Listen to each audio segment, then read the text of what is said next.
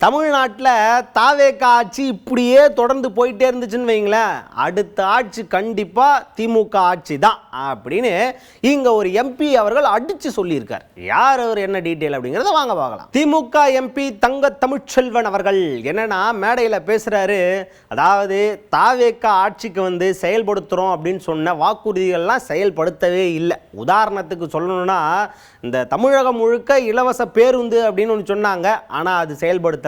அது மட்டும் இல்லாமல் பெண்களுக்கு உதவித்தொகை அப்படின்னு சொல்லிட்டு 2500 ரூபா மாதம் தரேன்னு சொன்னாங்க, அதை கண்ணிலேயே காட்டலை. 6 சிலிண்டர் மாதத்துக்கு அந்த ஸ்கீம் வேற சொன்னாங்க, அதையும் இன்னும் செயல்படுத்தின மாதிரி தெரில.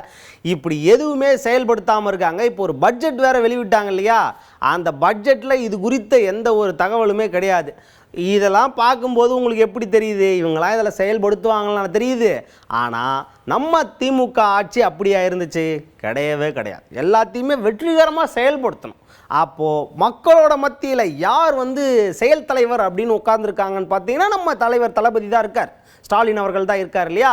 அதனால் தாவேக்கா இப்படியே இவங்களோட ஆட்சியை தொடர்ந்தாங்கன்னு வைங்களேன், அடுத்த ஆட்சி கண்டிப்பாக திமுக ஆட்சி தான் அமையும். நான் அடித்து சொல்கிறேன், நீங்கள் வேணால் எழுதி வச்சுக்கோங்க அப்படிங்கிற மாதிரி பேசியிருக்காரு எம்பி தங்க தமிழ்ச்செல்வன் அவர்கள். விஜய் ஆட்சியில் எந்த திட்டத்தையும் செய்யலை, மக்களை குறை சொல்லலை, மௌனமா இருக்காங்க. இந்த மௌனம் தொடர்ந்து இருந்தால் நமக்கு தான் சாதகமா வரும் தேர்தல்.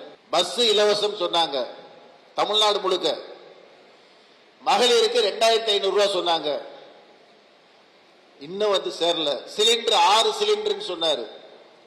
3யுமே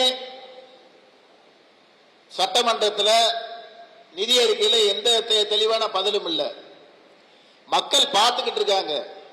நிச்சயமா தளபதி அரசாங்கம் செஞ்ச சாதனைகளை இன்னைக்கு மக்கள் நினைக்கிறாங்க, தொடர்ந்து நினைப்பாங்க. மீண்டும் நம்ம கழகம் வலுப்பெற்று நல்ல ஒரு நிலைமையில் வரும்.